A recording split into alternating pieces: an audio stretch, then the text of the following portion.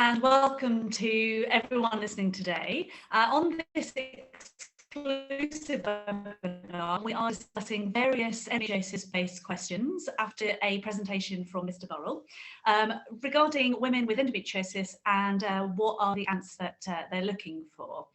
Quoting directly from the Endometriosis Centre section of the Bedfordshire Hospitals NHS Trust website, endometriosis is a chronic debilitating disease that affects 1 in 10 women. It can have serious physical implications for those women suffering from it. It can cause painful periods, pelvic pain, dyspareunia, which is painful intercourse, bowel pain and urinary problems. In addition, endometriosis can also make it difficult to conceive. This complex disease can affect every aspect of life, including physical, mental, social, fertility and psychosexual health. Given the complex nature of this disease, endometriosis requires a team approach with experts working together in a seamless fashion to deliver good multidisciplinary care. Luton Dunstable Hospital is a provisional British Society of Gynecology Endoscopy, so BSGE, endometriosis centre, offering management of all stages of endometriosis. Where to find help? At the Endometriosis Clinic, there is support and integrated care provided by a multidisciplinary team of gynecologists, a nurse specialist, laparoscopic bowel surgeons, urologists, radiologists, and the pain team. The patient will be involved in all decisions about care and treatment plans and will always be based on what is right for the patient and their needs. Mr. Stephen Burrell and Mildred Delanta, who are part of the team, have a wealth of knowledge behind them and are both highly qualified, experienced, and well respected in the gynecological field, specialising in endometriosis. They have been kind enough to agree to be in the hot seat and give as many answers as possible to questions that women have directly in a call to action response placed recently in an online group. Before we go to a question and answer situation, Mr. Burrell has also put together a presentation, and what we'd like to do is go ahead and, without further ado, introduce Mr. Stephen Burrell to you. Go ahead, please, Stephen. Well, thank you very much for inviting me to give a presentation. We will draw heavily on the national guidelines, and we'll also hope to give some local aspects, but essentially we follow national guidelines where they apply. I look forward to answering questions. Hopefully many of them will be addressed by the presentation itself. But if I just start my PowerPoint presentation, I'll share my screen. Brilliant, thank you very much. Thank you.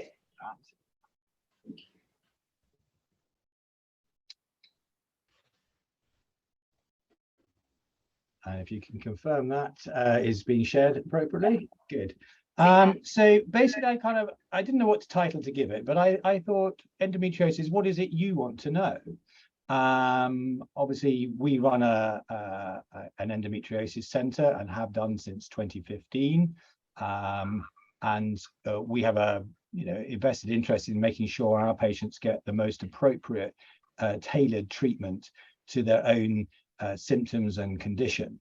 And I think there's a lot of information out there and potentially a lot of misunderstandings, which can lead to a great deal of anxiety and frustration on the part of women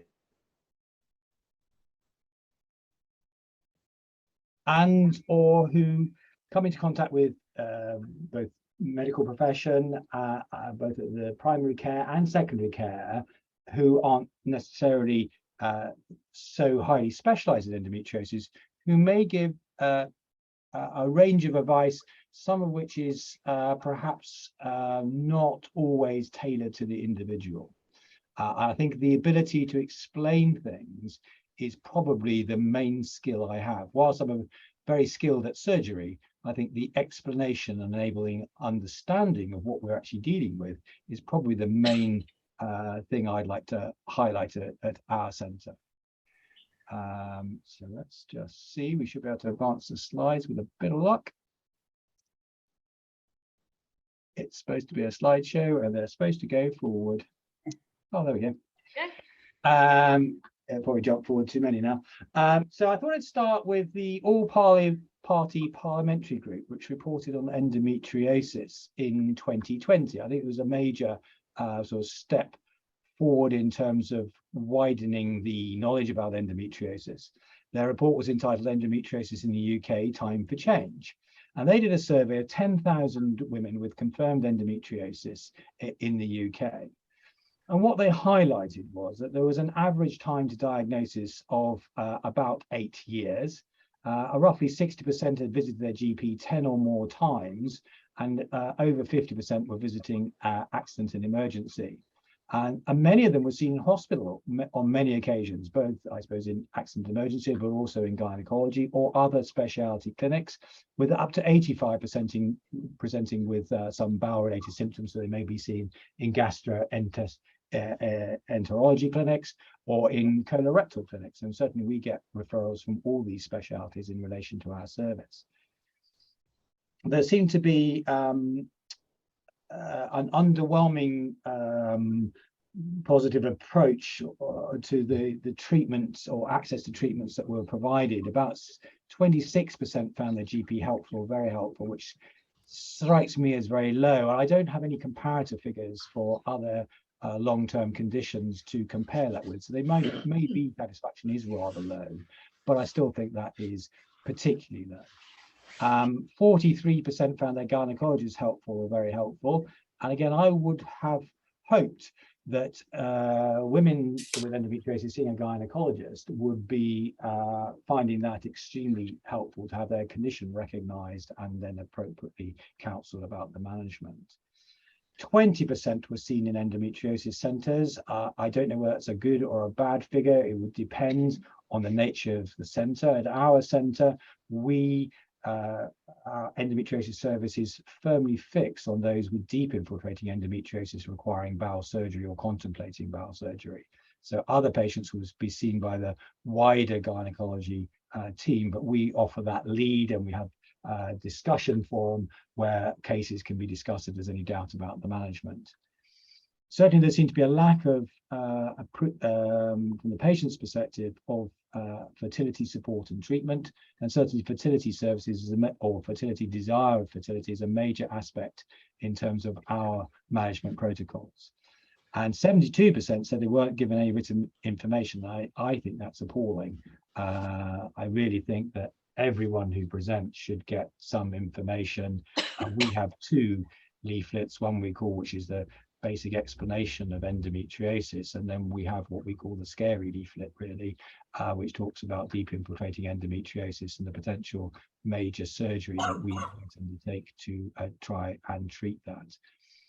So I think written information is very helpful. There's many studies showing that information retained from a consultation is not great, and certainly I personally back up every consultation with a long and detailed letter outlining both the medical aspects for other doctors and surgeons, but also the aspects from the patient's perspective in terms of their treatment plan and options.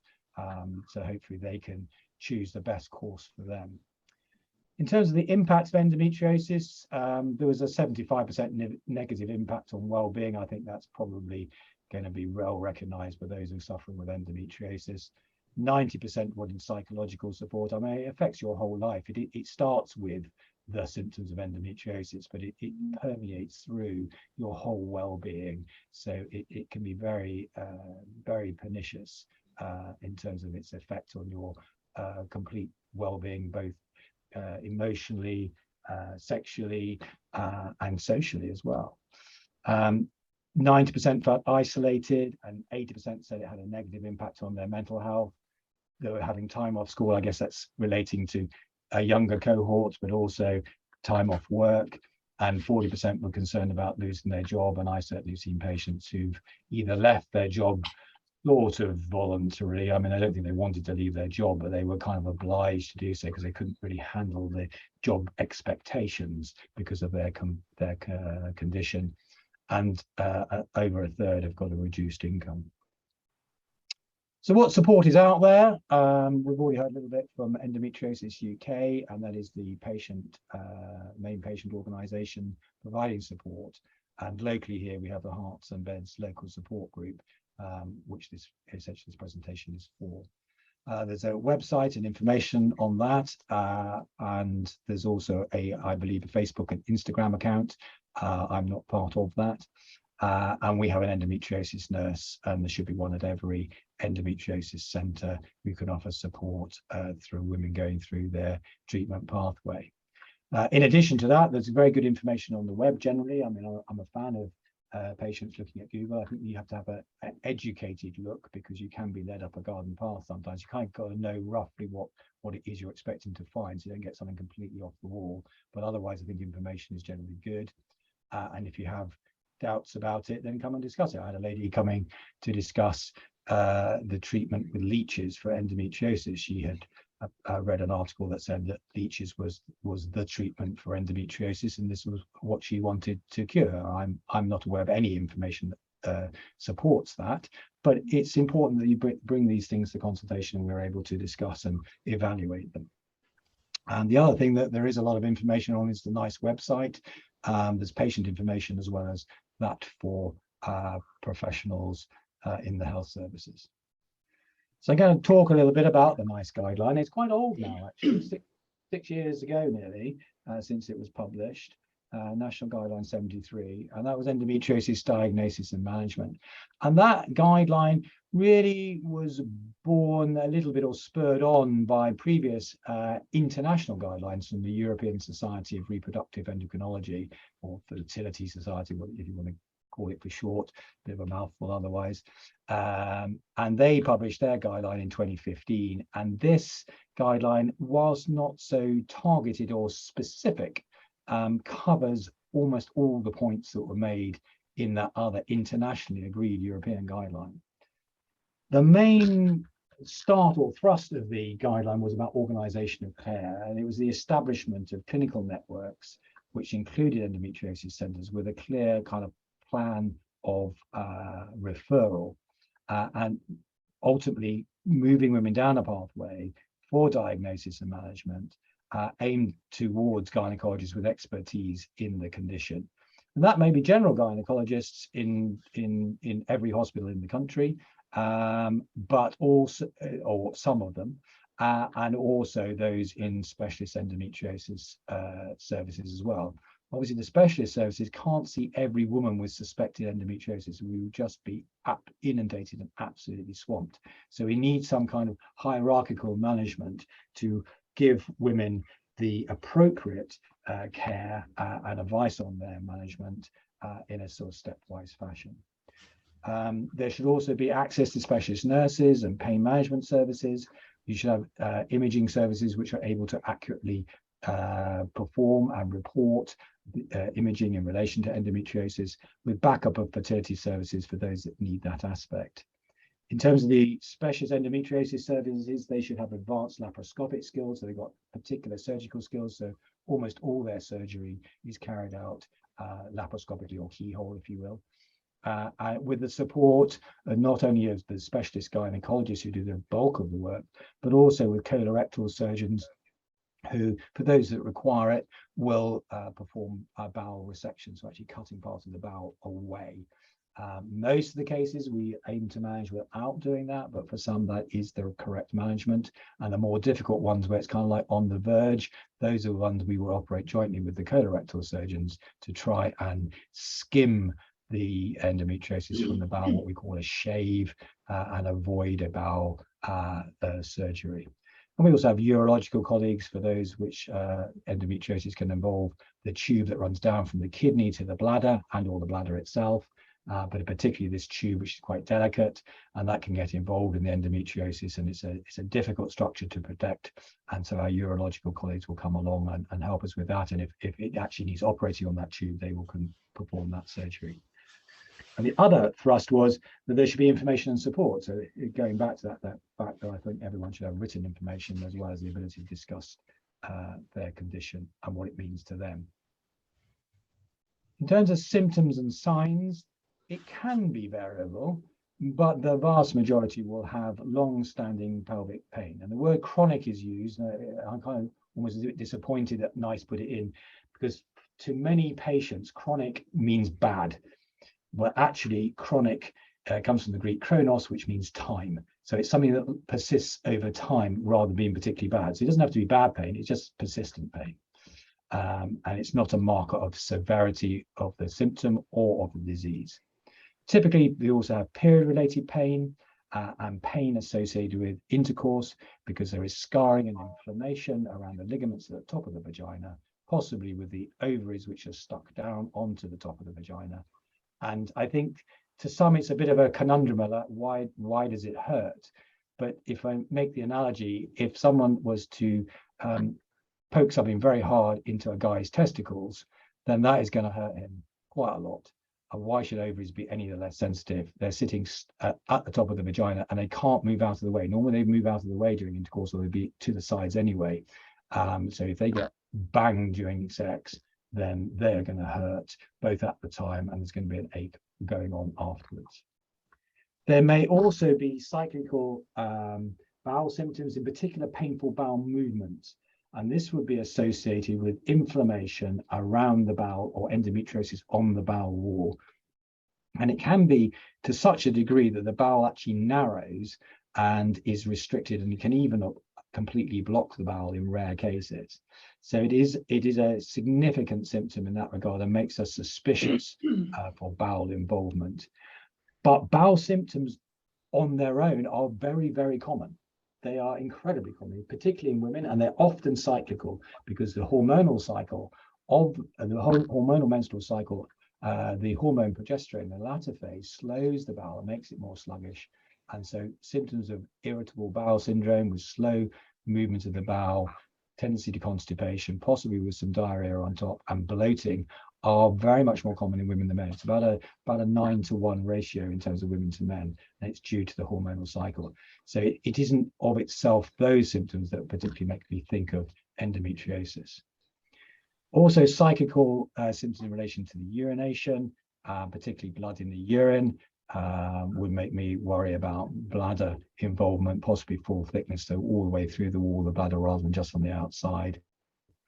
And in these situations, the primary care physicians are supposed to offer an abdominal and pelvic examination. And whilst that's the guideline, I do wonder how useful that is in terms of diagnosis of endometriosis. It's useful to exclude some other potential pelvic conditions, and that seems sensible, and make sure there isn't something big lump in the tummy. But the sensitivity of a general practitioner performing a vaginal pelvic examination on a woman with these symptoms and diagnosing endometriosis, I'm not sure how, that there's very good evidence for that. I think it's difficult enough as a specialist gynecologist to make that as a clinical diagnosis. And if it hurts, well, these other reasons we've heard about, doing a vigorous pelvic examination to find out what's going on is not going to be pleasant. I tend to avoid that in the main and use imaging to tell me what's going on. I trust the woman to present their symptoms accurately. Why would they ever tell me something that wasn't true? That doesn't make sense. We just need the imaging to confirm what's exactly going on. In terms of referrals, and I think there's a question coming up about referral pathways, and these are poorly established, unfortunately, nationally. The block is not in secondary care, it's in primary care. The primary care commissioners have not established the referral pathways adequately. There is a national recognized system for effectively awarding contracts for endometriosis surgery to different units, because we have another unit not far away from us, which doesn't have a contract for that, and we are the contracted surgical centre, but they're still offering treatment, and it's a kind of a difficult one. What do you do with someone who's got specialist skills elsewhere but isn't contracted to do the surgery? The referral should be considered if there's severe or persistent recurrent symptoms. There are signs of endometriosis on examination that typically the organs wouldn't maybe move very much because they're scarred, and or the initial management is ineffective. So there's a hierarchy. So you try some treatment, it's not effective, you need more advice and more input from that. And patients should be referred to an endometriosis centre if there's deep infiltrating endometriosis involving the bowel bladder or the tube that runs from the kidney to the bladder of the ureter. And that's clearly laid out. So other units around which don't have this service should be referring into us. And Bedford used to refer into us, actually now part of our same centre now, but we've joined together with them. A little bit of background. what is endometriosis? I mean, that's often the question I get asked, but it's tissue. It's very much like the lining of the womb tissue, and it responds in a similar way in terms of what treatments we might give. It's outside the womb cavity, in the pelvis, particularly near the ovaries, on the back of the ovaries as they rest against the side of the pelvis.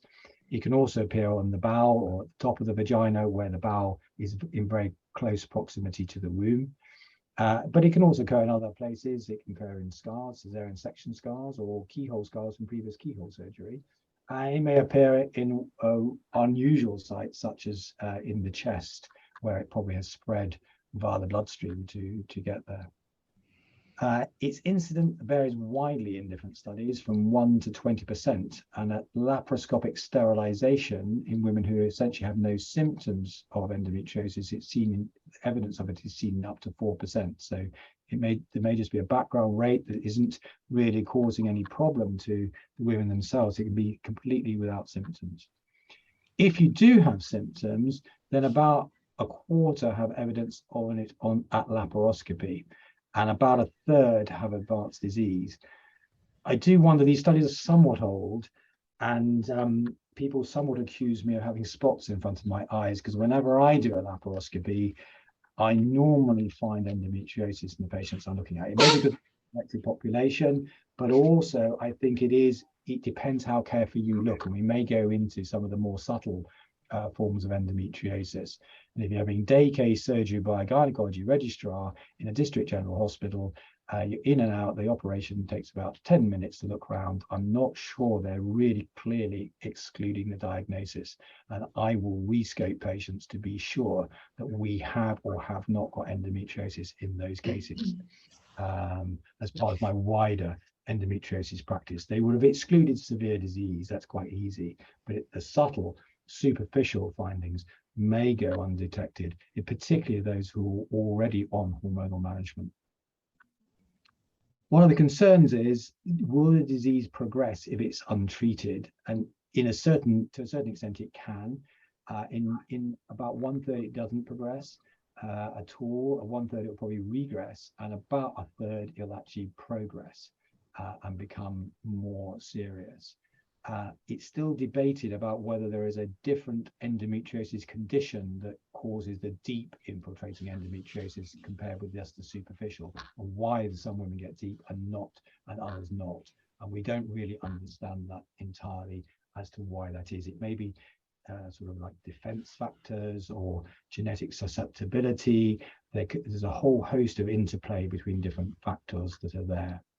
Family history, we know, raises that, which does make us think about genetic factors which may relate to sort of immunity and cells around that sort of thing in terms of their resistance to the endometriosis.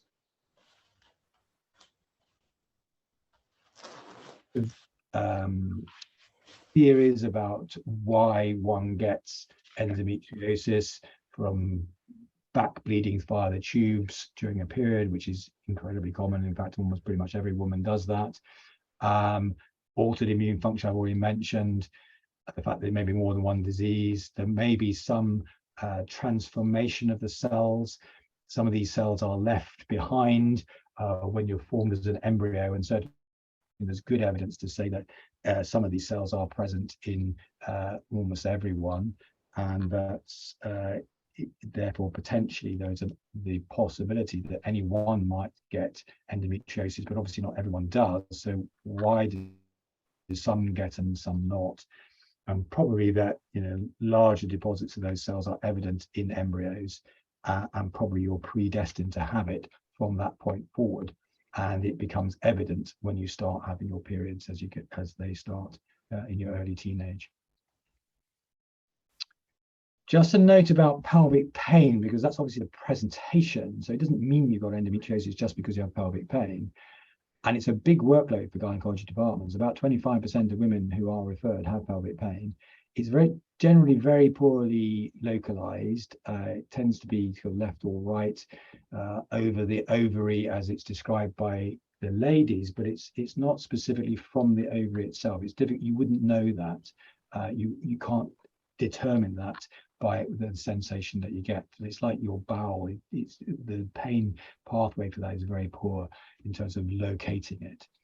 Endometriosis is obviously an important gynecological cause, but there can be other bowel-related things. I've already mentioned irritable bowel syndrome, diverticulitis, not so common in the young women, but in the older age group, sort of more towards menopause may be the issue. And in 30%, there may be no apparent cause. We know a lot of women who do have long-standing pelvic pain have had pelvic infections in the past, and there may be some sort of inflammation, for want of a better description, or overactivation of the nervous pain pathways within the pelvis, and that may give rise to pelvic pain, a sort of an internal sensitivity to a certain extent. So popping back to the NICE guideline, what is the different options for management? And in terms of pain management with medicine, the first line is things like ibuprofen and paracetamol, and the recommendation is for 3 months with that. Now, that might not be very impressive to a woman who's got severe pain, but if you're starting right at the beginning, you'll be managed appropriately. When you first present with some pain, it hopefully wouldn't be quite so severe, and this might be effective treatment for you, and that's what's recommended. So that's what you might expect if you went to see your GP. If that is ineffective, then the alternative would be to try hormonal treatments, in particular the combined contraceptive pill or the progesterone-only pill. And there is a good patient decision aid on the NICE website. So if you click through to that, the reference does come later in the presentation. If you click through to that, it gives you all the different options of all the hormonal treatments and the pros and cons of each one. But they are clearly shown to reduce pain. So if pain is the problem, hormonal treatment will address it, and it will also make your endometriosis quiescent, and it would be expected not to progress in that situation. So fertility was your main aim in the future, then suppressing your endometriosis and managing your pain would be entirely appropriate with a medical management. In terms of non-pharmacological, non-drug treatment, there is no evidence to suggest that any alternative therapy is effective. And in particular, NICE highlights that the evidence does not support Chinese medicine. I'm a great fan of different alternative medicines where there's evidence to support their use, and in some situations, potentially acupuncture can be used to manage pain. Clear role yet in endometriosis, because the pain, as I said, is poorly localized. You can't really get to it very easily. In terms of diagnosis, and it was one of those aspects of the All Parliamentary Party Working Group was what do they mean about a delay in diagnosis? I wanted to engage them in questions. I haven't had the opportunity to do so, and very sadly, as you may be aware, the chairman of that group was murdered by one of his constituents. So in terms of diagnosis, is that a clinical diagnosis? So the gynecologist says, I think you have endometriosis, or is it a definitive laparoscopic diagnosis? I don't think it can really be that, because otherwise we're going to have to laparoscope absolutely everyone in order to get that 8-year gap down, and that would be entirely inappropriate. So the diagnosis will come from a clinical diagnosis based on your symptoms, possibly backed up with a transvaginal ultrasound. Now, many of these ultrasound scans will be normal, but they may show collections of endometriosis, particularly in the ovary. And the scan doesn't exclude the diagnosis. A normal scan does not exclude the diagnosis of endometriosis. In particular, it does not exclude the superficial lining inside the tummy type of endometriosis. Other imaging, MRI scans aren't used as the primary tool, so we wouldn't do that as the primary investigation, but it is very good at assessing the extent of deep infiltrating endometriosis. And if your MRI is normal and doesn't show deep infiltrating endometriosis, you don't have it, and that's very clearly shown. So the other, as I said, the other way of confirming the diagnosis, if we want to go down that route, is to perform a laparoscopy, and there should be a very thorough widespread examination of the pelvis, and if that's normal, essentially that excludes endometriosis. If there are areas of suspected endometriosis, the recommendations are not it's not an absolute rule, but the recommendation is that we should take a sample of that and use of endometriosis which was superficial at the time of the primary laparoscopy. And that's where we need gynecologists who are sufficiently confident in their laparoscopic surgical skills to do that at the outset. So that's why it wouldn't be a gynecology registrar in a day case unit doing that, because that would not be within their skill set to do that. In terms of staging, a lot of people ask, what stage of endometriosis am I? And whilst it's a good question, it's not how we should manage the condition. And NICE is very clear about this. We should treat the symptoms and not the scan finding or any arbitrary staging system. So your staging may be important, but there are lots of different staging systems and they've evolved over time. And some of them have been dropped academically, but are still in use in lay parlance. And this is just a sort of diagram and schematic of the delay in diagnosis that report was highlighting, that there's, the GP is acting as gatekeeper, and there can be pressures on GP1 accessing them in the first place, who accesses them, and what the GP does with that, and how confident they are of managing it, and how appropriate the referral pathways are. So whilst women were seeing their GP a lot, they shouldn't be seeing them that many times, I wouldn't have thought, in order to gain a referral to a gynecologist. So ultrasound scan, an anathema for those who aren't used to it. I remember when I first learned to scan, but that is a typical appearance of a kind of speckled grey shadowing of an ovary with endometriosis within it. And essentially that shadowing is due to blood that's collected up. And there's an important point here to make about these are not, the worst they may be described as ovarian cysts, they are not ovarian cysts. They're collections of endometriosis within the ovary, within the structure of the ovary. But actually what happens is the ovary gets stuck to the side of the pelvis initially in its normal ovary shape. And gradually the endometriosis grows and grows and grows and produces this blood, which then invaginates and bulges out the ovary. So it's kind of turned inside out. So there is no true cyst wall.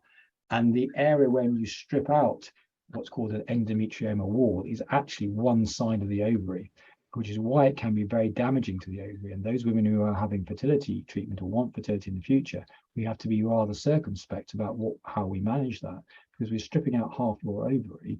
That's quite a lot of ovary to lose. And if you need fertility in the future, that may become very important. This is a little diagram about what a laparoscopy involves. So we usually have a camera in at one end, typically to the belly button, and the other to use instrument to lift up and look behind the different organs. And the common sites of endometriosis will be the ovary and down between the womb and the bowel. And your tummy is distended with gas in order for us to be able to see around that. And you may have other keyhole ports put in. We're going to start cutting the thin skin lining away because there's a suspicion of endometriosis. Then we need someone to pick that up and another instrument to go in to actually cut that. So typically 3 holes for that procedure. This is the sort of thing we might see. This is actually a view of the top of the vagina. And the sort of arch you may see to either side is the ligaments that support the womb. And those are dark red blobs, eventually full of blood. That's endometriosis tissue producing that blood in small portion there on what is often described as a powder burn appearance of the lining of your insides. But there can be very subtle appearances, and this is what we call a peritoneal hole, and there will be endometriosis possibly down in the pocket beneath this. And you can see it's almost like a punched out hole in the smooth lining, and the rest of the lining there looks very smooth and very healthy, and you just got this little area there which may go undetected. And the other thing that can go undetected is a kind of a more granular appearance called sago grains.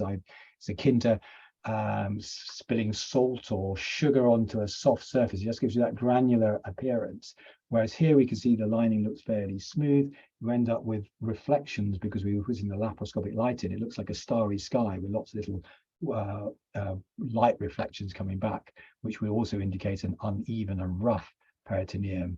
And some people have that widespread throughout the pelvis, and the way to treat that can be to excise the whole of the skin of the inside the lining of the pelvis, which is quite a tricky procedure to perform, as you can imagine. It does regrow. It's very good at regrowing. It grows really, really quickly, but it's a tricky procedure to perform at the time without damaging the underlying structures. And the other thing, yeah, I think there is a little hole here just to the left of the midline, but also there's an injection. So the vessels look angry and rough. And I think towards the bottom right-hand side of the screen, you can see little white dots, which indicate elevations of the peritoneum, is the name of the lining inside the pelvis, which indicate, again, little areas of endometriosis. And I would be excision biopsying these if I was seeing these at laparoscopy.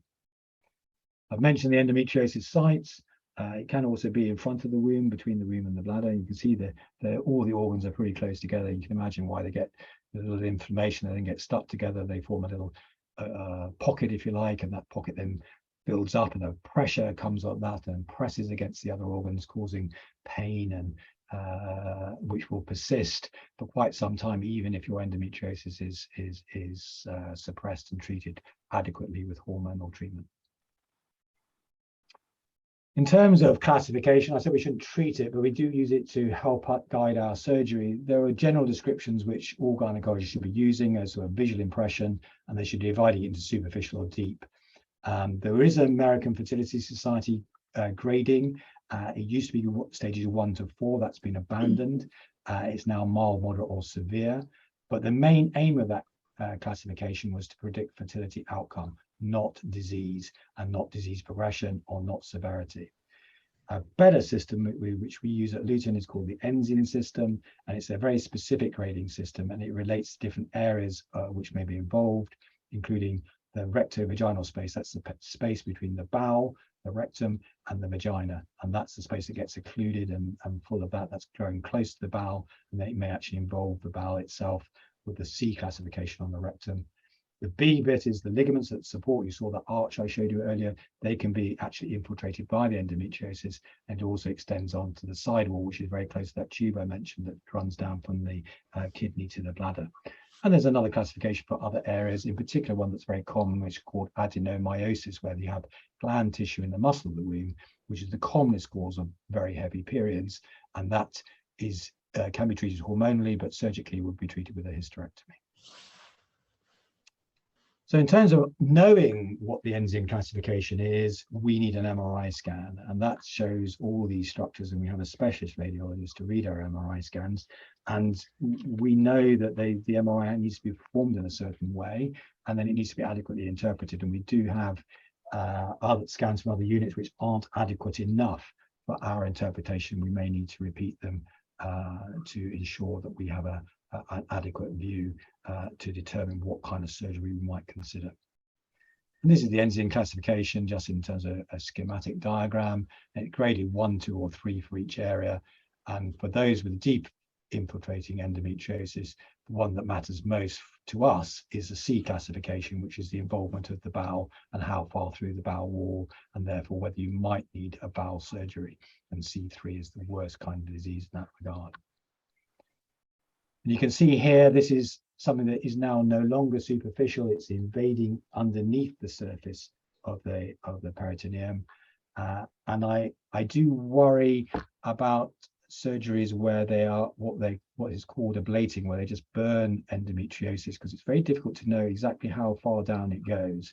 And you can't just burn all the way through, because there are structures underneath you don't want to damage. So my concern about ablation is it undertreats the disease. If you go to excise this, if you know that it's deeper because you can feel the scarring, you can then cut around appropriately to make sure it's all removed. Or that you haven't removed it all because it's too close to a vital organ like the bowel. You know you're deliberately leaving it. But if you're just going burning, I worry that things are not adequately treated, and it then makes it even more difficult for the surgeon coming after that, because tissues are now buried deep inside in a scar caused by the burning procedure. And this is to show a more advanced disease.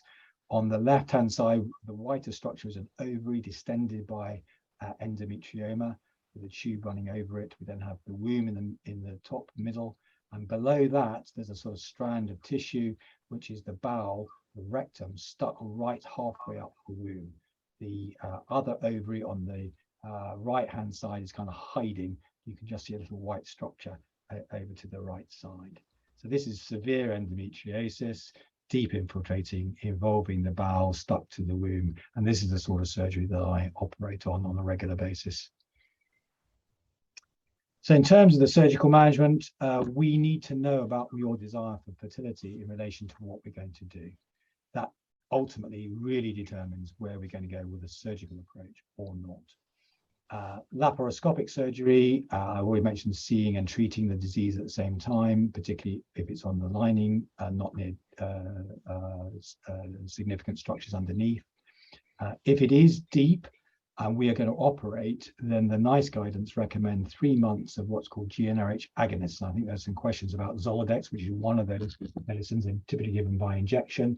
They can be given as monthly injections or as 3 monthly injections.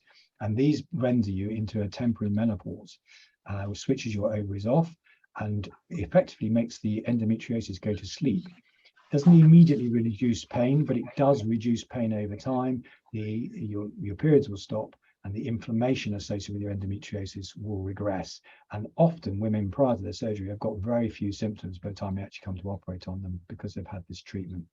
Because it reduces your hormones so much, it's rather unpleasant menopausal side effects. So we give back a little bit of hormone in the form of an HRT tablet to keep you on an even keel and ameliorate against those. But most women report that overall they feel much better on this treatment than they did with their symptoms.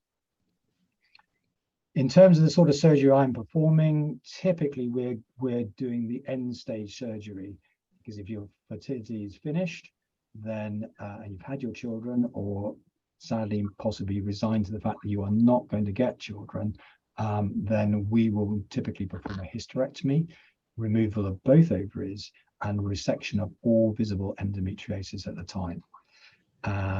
If you're having a hysterectomy for other reasons, but are known to have endometriosis, if you're having a hysterectomy because you've got very heavy periods, that adenomyosis condition I mentioned earlier, then again, all endometriosis should be excised at the same time. So you may need a combined approach with the general gynecologist and an endometriosis specialist.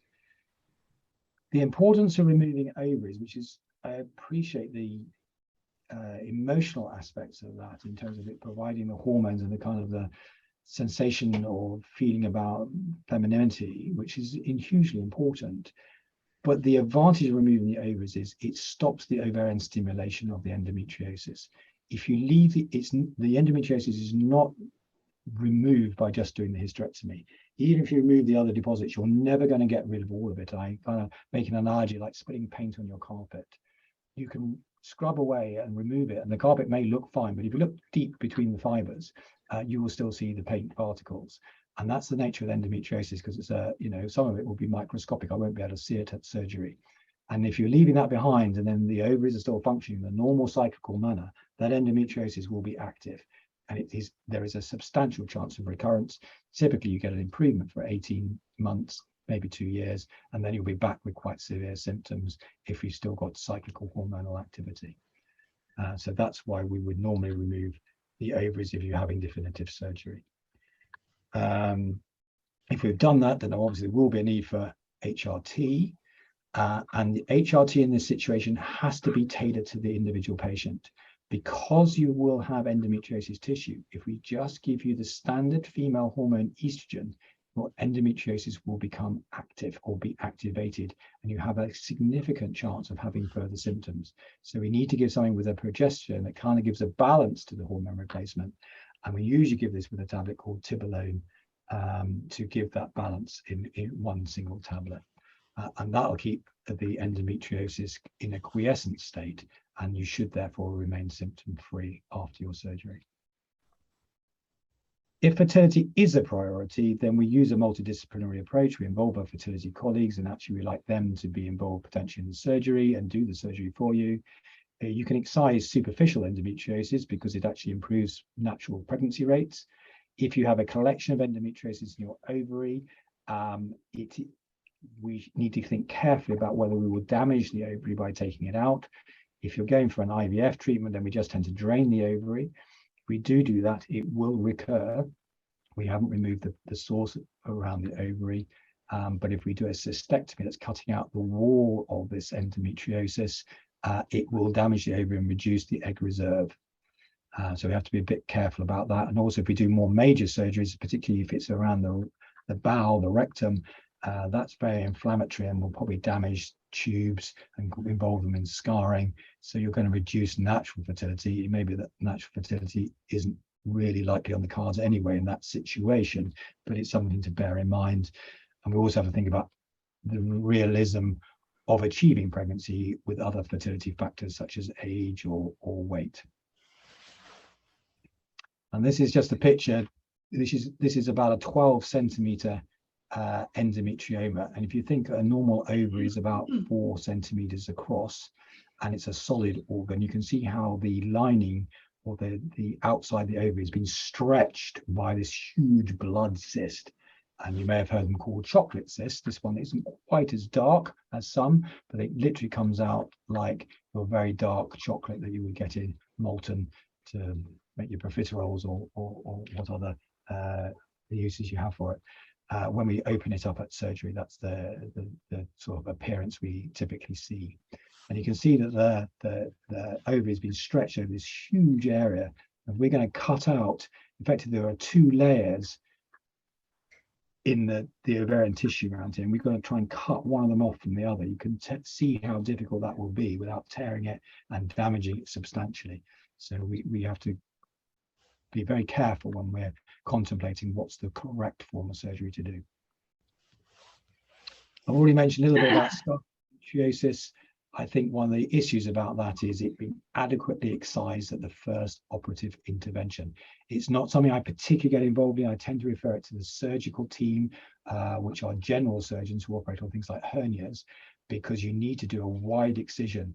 The gland tissue has lots of thin fingers, which are microscopic. If you just cut out the lump, the chances are you'll end up with 3 or 4 fingers of gland tissue, which will then regrow 3 or 4 more lumps in your tummy in a widespread pattern, and you'll go back for surgery after surgery after surgery. And I think it should be managed. The best time is the first time. I've mentioned lung or thoracic endometriosis, and there now is a push to set up national centres because this is a relatively uncommon condition and it's not the territory of a gynecologist, and thoracic surgeons aren't specialists in endometriosis, so it needs a combined specialist approach in super centres around the UK, and there is a push to do that.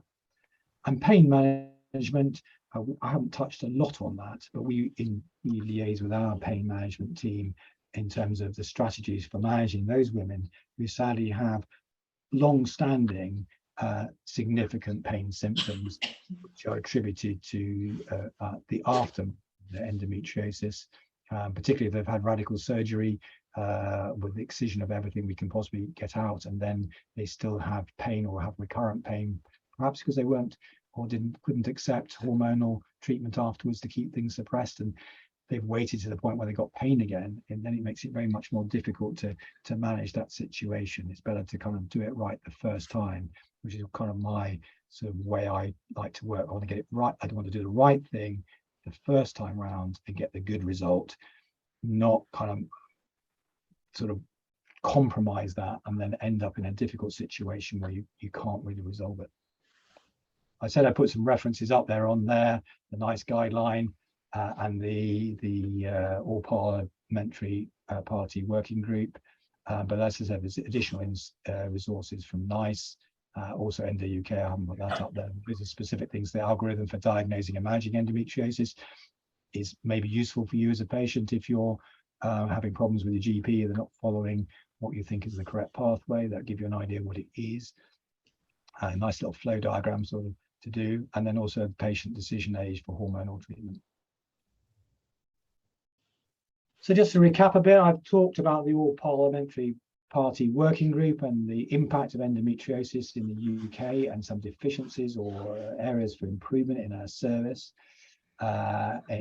nationally, and setting up referral pathways, particularly down to specialist endometriosis centres like the one I run, to manage the correct patient load for us. Talked about the NICE guideline, which is the current national guideline, and that's very sensible. We've talked about treatment of pain and hormonal treatment.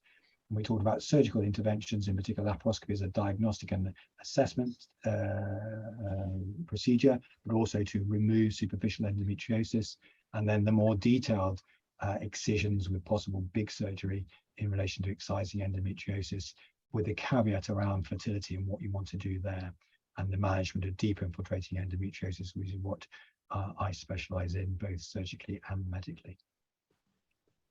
So now an opportunity for questions. For those I might not have covered or touched on only lightly during the presentation.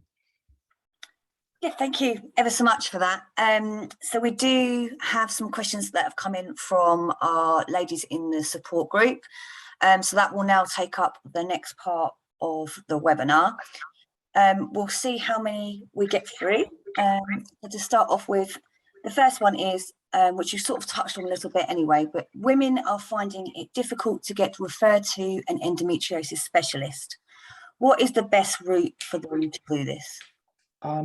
I think there's a couple of things there. One is there should be a referral pathway, and that's that link I gave you on the endometriosis NICE website.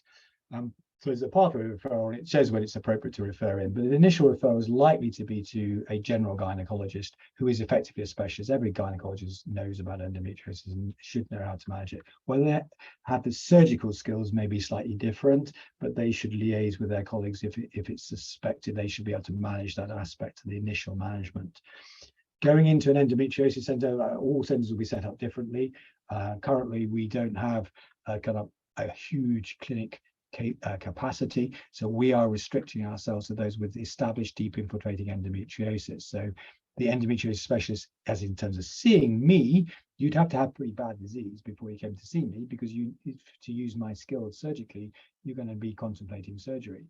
The other women who've got fortunately less advanced disease will be managed by the general gynecologist, and if they have a difficulty or uncertainty, then they will talk to us, and we liaise with our fertility specialists to get the women who need fertility advice to see them. Thank you. Our second question is, why is Zoladex a preferred pre-surgery treatment, given the many side effects that can often come hand in hand with it? I think I touched on this in my talk. It's recommended by the NICE guidelines, and overall it substantially reduces pain and reduces the majority of symptoms. It does have side effects, and that's why those should be offset, and the recommendations are to give a tibolone HRT to offset the side effects in relation to that. If you're having it longer term, a year is perfectly reasonable, but longer than a year is outside the current license for use, but it's safe in that sense. It's essentially, if you view it, or the way I view it in my head, is it's no different than removing your ovaries. You're creating the same environment as if your ovaries are removed, which is often the surgery that would be recommended. So it's no more dangerous or less dangerous, no more side effects, or they're called side effects when you have a drug. It's not called side effects if you have your ovaries removed. But it's essentially the same, and you have to manage it the same way. So you have to think about it. It's also, I think, useful for me as a clinician. They're going into with a big surgery, how are they going to feel? You know, how are you going to feel when your hormones are being suppressed into the menopause, and then you've got a bit of HRT? Are you going to feel good? I would say almost overwhelmingly everyone feels better than they did, but it's just an indication of how you like to feel hormonally after the surgery. Okay, so Kat and I are taking it in turns to ask the questions. Keep it nice and live here. So just following on from that, Mr. Burrell, are there any long-term side effects, such as bone thinning, if taking Zoladex, would HRT combat this? Essentially, yes. I think you covered it in the question that one of the concerns is the effect on bone density, but there's good studies showing the effectiveness of HRT in maintaining that. The other general effects of sort of being rendered into temporary menopause are also well addressed by HRT. It's not perfect, but assuming you get on with it, it should render you, it'll put you into a situation the same as you would be if you went through natural menopause and had HRT afterwards to combat those symptoms. So you should be held in a good state in that situation. Okay, and then following on from that, one of the questions that we were asked is that can HRT make endometriosis worse? And then why is the tibolone used? Yes, I think it's useful to know that. And there's a couple of scenarios. One is someone who's a known endometriosis sufferer who then goes on to HRT, having had a natural menopause, and maybe some of those symptoms have regressed and settled. The HRT, especially when it's given in a cyclical way with a bleed every month, will exacerbate those symptoms again. It'll put them back like they were before they stopped their periods. If it's given as a continuous combined regime where you have no bleeds, then it should keep them suppressed, and they should remain reasonably well. And one way to even that easily is tibolone in one tablet. The other situation, I suppose, is someone who's not known to have endometriosis and then goes on their HRT and gets a flare of symptoms which they may not have realised in the past, but I think that's much less common. And those who've had radical surgery where we've done a hysterectomy, removed the ovaries, they need the progesterone component to balance the estrogen. Otherwise, we will at least double, not quadruple, the rate of recurrence. So it really is patient-led and diagnosis. Yeah, but it's GPs will not know the need to give a Yeah. progestogen to those who've had a hysterectomy, because that's usually key, just to give estrogen only. But in the endometriosis, you must give the progesterone as well to reduce the chance of big early recurrence. It's quite comforting, just going sidetracking slightly, it's quite comforting to know that each single patient is dealt with on a patient by patient. I think a lot of women feel that there's a blanket approach, and I think some of these questions come from what we see as a blanket approach, but actually what you're saying is I think that's a very dangerous, one size fits all is never right, particularly with surgery, but also in terms of options. I mean, and sometimes it's the wrong stage in your life, or there are other circumstances which means you can't choose what may be medically the best option. You know? Just because I think that's what would be best for you may not, or best in terms of treatment of the disease that I can identify, it may not be best for you because of your situation, your circumstances. In particular, in relation to difficult decisions around fertility, I find that, you know, obviously as a doctor, you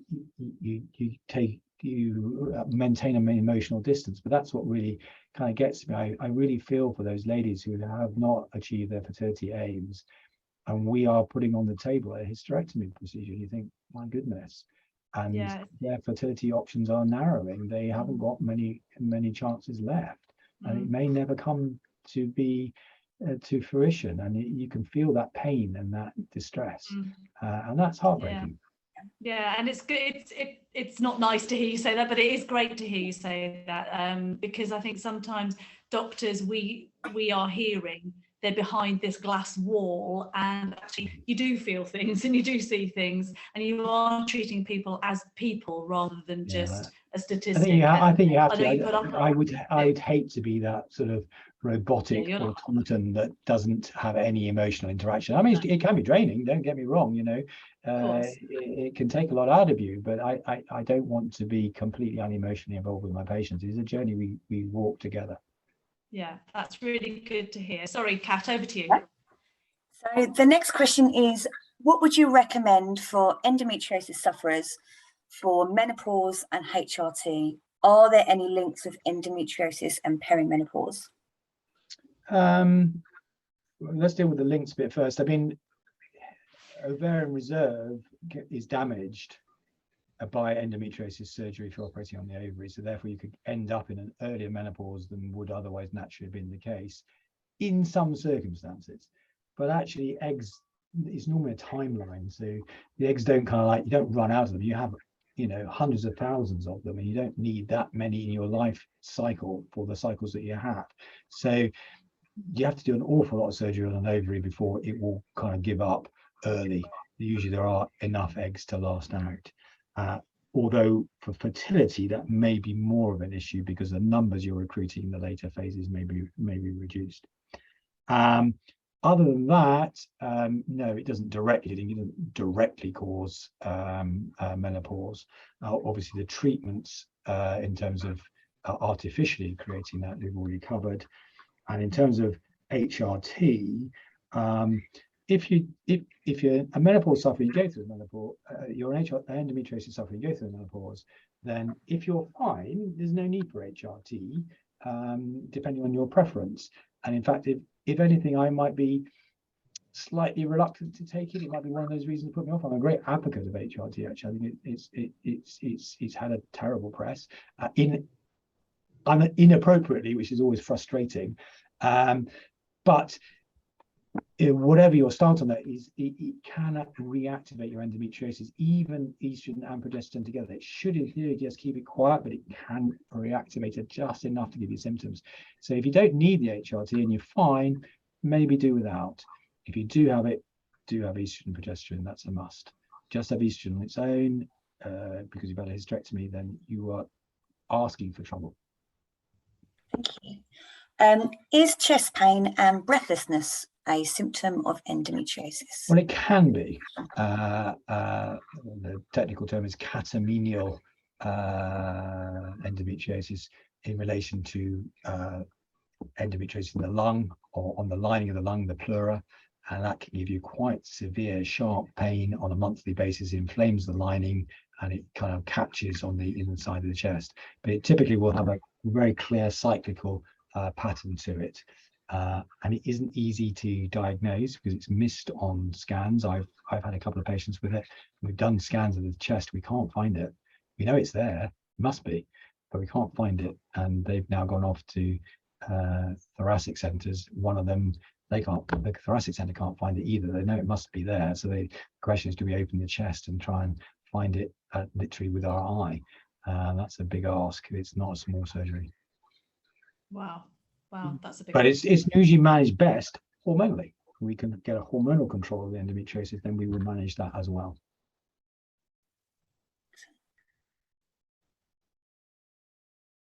Sorry, Debs, it's you. Or do you want me to go? You're engrossed. Well, yeah, Mr. Morrow.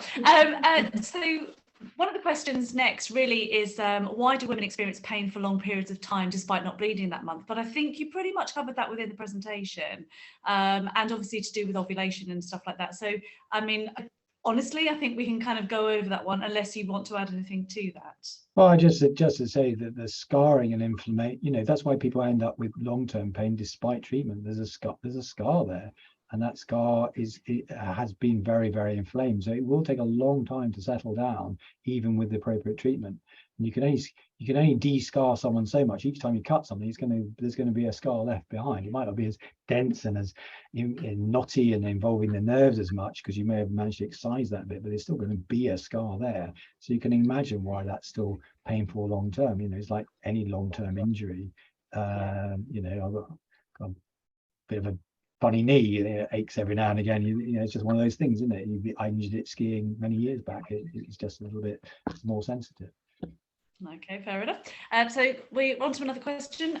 Why are scans the preferred route of diagnosis for many women, yet invariably they come back clear, yet a laparoscopic investigation confirmed that the endometriosis is present in the patient? Well, we following the guidelines. The ultrasound scan is the first line, and then the next which may be normal and doesn't exclude the diagnosis. It could confirm it, but it doesn't exclude the diagnosis. But laparoscopy is obviously clearly that is the diagnosis, the gold test. But it's a risky procedure. It has a risk. It's not a risky procedure, but it has a risk. And just from looking inside, the risk is around 2 in 1,000 of a major injury. So either the bowel gets perforated or a major blood vessel gets perforated. And those are serious complications. Obviously, the rest don't. But if you then go on to see a treat as recommended, then the incidence of complications goes up, and it goes up to about 1 in 100 if you are actually cutting out areas of endometriosis inside. So that is maybe a different benefit risk analysis in terms of actually if you have it and you get treated, obviously it's going to improve your pain. So that's the aim of that. So you accept that higher risk. But if we're going to put laparoscopes in everyone, then we are going to have injuries, and some of those patients won't have endometriosis and they've had a major injury. That's then a difficult scenario. And the other one, which I didn't perhaps touch on as much, is when do you have your laparoscopy and how many laparoscopies do you have? I meet women who've had 6 laparoscopies who come and see me, and they may or may not have been told they have endometriosis, and it's not quite clear exactly what's going on. They definitely have pain. That's clear. That's why they keep getting laparoscoped. But if you view the pelvic pain as a pain syndrome, which is how it's viewed these days, if I was to take your hand and cut it again and cut it again and cut it again and keep cutting it, it will hurt a lot. Yeah. And it probably, the pain will never go, like my funny knee from skiing. You're going to create a scar. So each time we do a laparoscopy, you're upsetting the internal environment of the pelvis. And if you've already got a sensitivity, and that's why you've got pain in the first place, perhaps because you had an infection or some other cause which you may not understand, or maybe it's made differently, then keep operating on you isn't going to solve the problem. It's going to exacerbate it.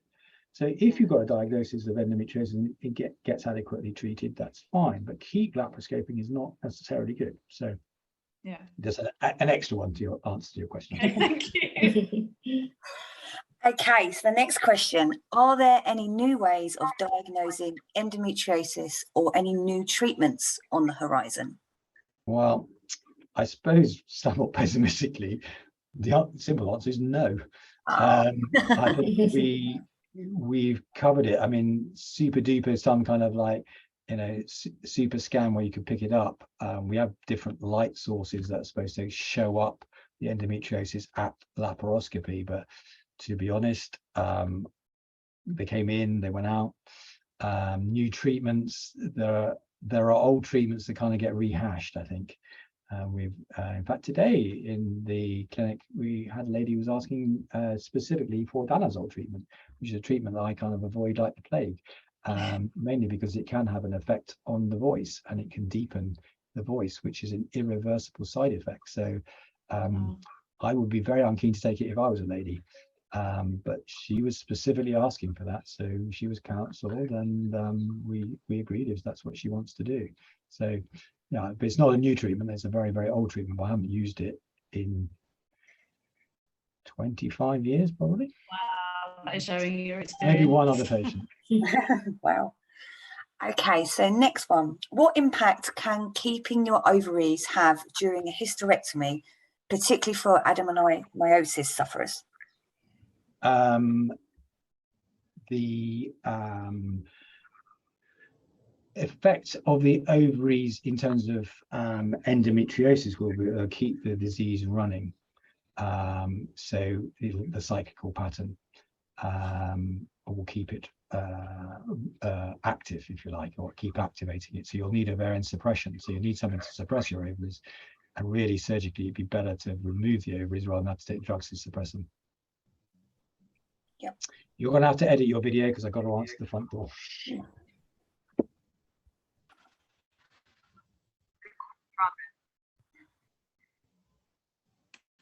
Okay. All right, so thanks very much, Mr. Burrell. We are now heading to the last two questions that we have time for. We've actually got a few more questions left to go, but we're running out of time slot on our Zoom call. So just going on to the last two now, and then maybe another time we can pick up some more questions, you know, perhaps towards the beginning of next year or something like that. But at the moment, we're just going to finish off with these two. Yeah. Yeah, okay. So question that's been asked is, do you have any suggestions for a diet that can help with managing endometriosis or IBS symptoms, and why would this diet help? IBS is its own condition, if you like. It's a syndrome, a collection of different symptoms. It can be modified by diet, and that's not my area of expertise, but there's plenty of information I think available about that. The biome, the bacterial composition of the bowel, is hugely important in terms of many aspects of well-being, and can affect your mental health, which is kind of crazy that what you eat affects how you feel. But obviously endometriosis sufferers, as we already talked about, have a great stress on their mental health. So I think keeping a healthy diet is obviously going to be logical. But in terms of evidence for any specific dietary food or excluding anything from your diet, there is no substantive evidence of any benefit or detriment in that regard. Okay. But I think it's just logical to keep yourself as healthy as you possibly can. It'll improve your resilience against all aspects that, you know, life has to throw at you, let alone what endometriosis can do.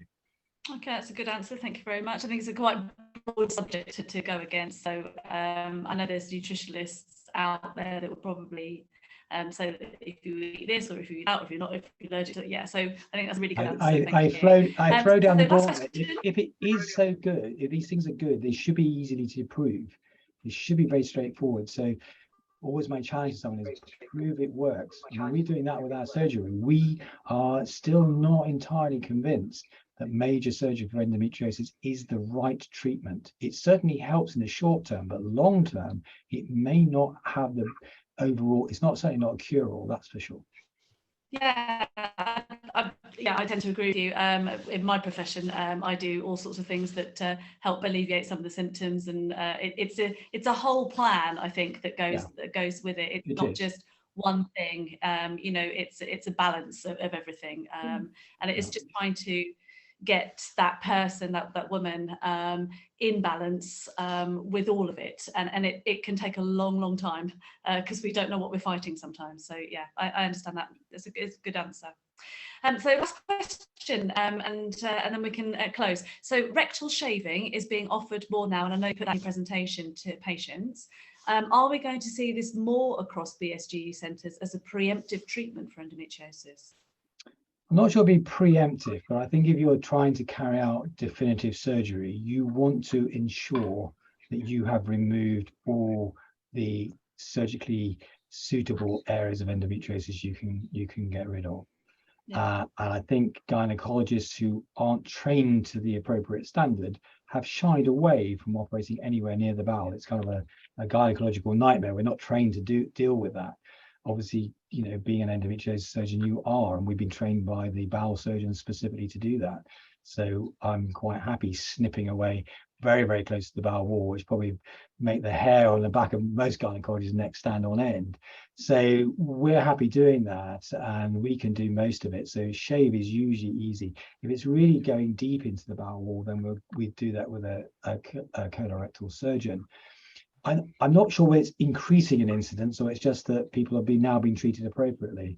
But I'm pleased that the endometriosis is being excised, because leaving disease behind is really risking recurrence or persistence of symptoms which might otherwise have been dealt with at one surgery. You don't want to go back into a very, very scarred pelvis and then try and cut out what you'd left behind. That's just a nightmare scenario. It increases the risks and makes surgery so difficult. So yeah, shaving is good, but bowel resection has its place too. If the problem is if you cut through the bowel wall halfway through, which some shaves are, then the bowel wall is so weak, the risk is it'll burst and it'll leak in the immediate aftermath of the surgery, and then you'll be back in a very, very sick state within a week. In sort of intensive care, you know, life support type sick. I mean, it is really devastating. Fortunately, the women we deal with are very young, and they do actually cope with such terrible complications. But we don't really want to be going there. So bowel resection has a role in that situation, but it has its own problems too. Thank you. Thank you for taking the time to answer the questions today and for your presentation. We hope everyone has enjoyed watching, and maybe we'll bring you a new one in the coming year. Thanks very much. Thank you so much. Thank you. Good night. Bye. Good night.